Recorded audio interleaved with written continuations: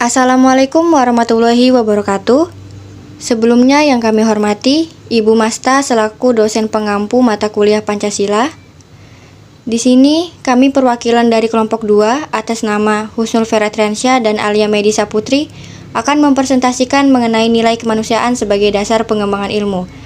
Dan anggota kelompok 2 terdiri dari Husnul Feretriansyah, Rahayu Dwi Supriyatin, Alwi Gian Pambudi, Alia Medisa Putri, Azizah Caturahma, Bintang Pradipta Firmansyah, Dea Oktaramdani, Dita Dwi Pratiwi, Fauzia Khairunisa, Fevi Anifa Khairunisa, Kristina Ningsih, dan Quratul Ain. Dan di sini kami akan membahas 2 poin. Yang pertama, konsep Pancasila sebagai dasar pengembangan ilmu, dan yang kedua, refleksi nilai kemanusiaan sebagai pengembangan ilmu. Baik, yang pertama yaitu konsep Pancasila sebagai dasar pengembangan ilmu.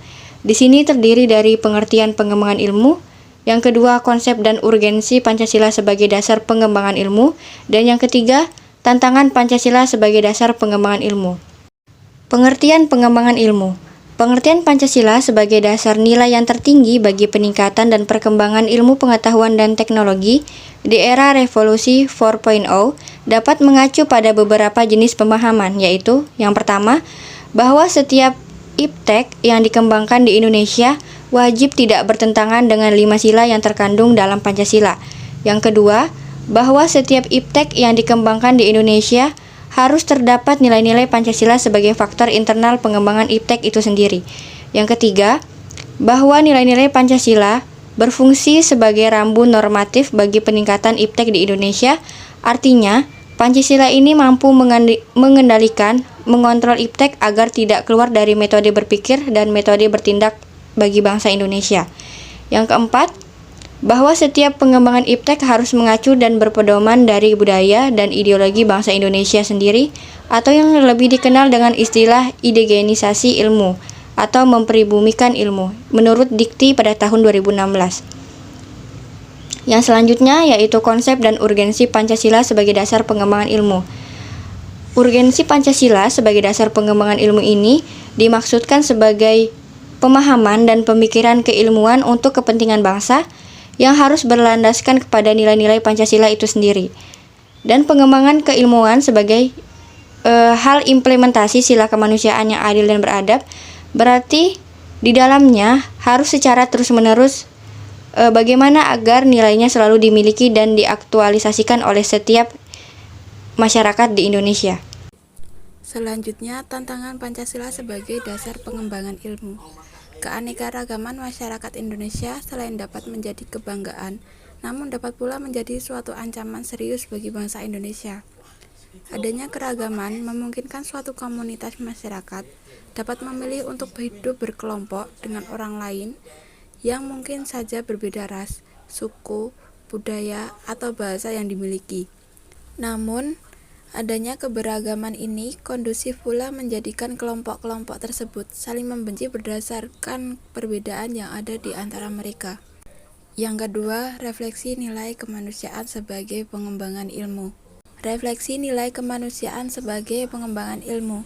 Yang pertama, memberikan arah dan mengendalikan ilmu pengetahuan. Ilmu dikembalikan pada fungsinya semula, yaitu kemanusiaan, tidak hanya untuk kelompok atau lapisan tertentu.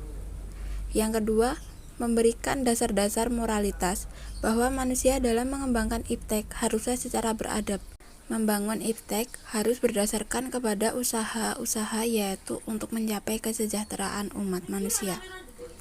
Yang ketiga, ilmu pengetahuan dan teknologi harus diabadikan untuk meningkatkan harkat dan martabat manusia, bukan menjadikan manusia sebagai makhluk yang angkuh dan sombong akibat memiliki ilmu pengetahuan.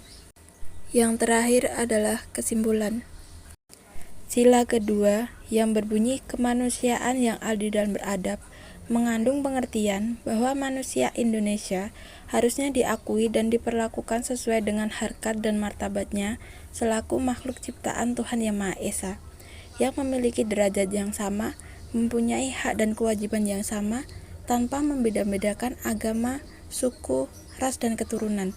Sila kedua ini sangatlah penting pada situasi seperti ini, Bila masyarakat Indonesia menerapkan sila kedua secara baik, maka Indonesia mempunyai kemungkinan yang kokoh dalam menghadapi tantangan-tantangan dunia pada saat ini. Jadi, sila kedua dapat dikatakan sebagai salah satu jaring pengaman atas masalah yang timbul akibat arus globalisasi. Berikut adalah daftar pustaka hasil dari diskusi kami. Baik, sekian dari presentasi kami. Mohon maaf apabila ada kesalahan kata. Wassalamualaikum warahmatullahi wabarakatuh.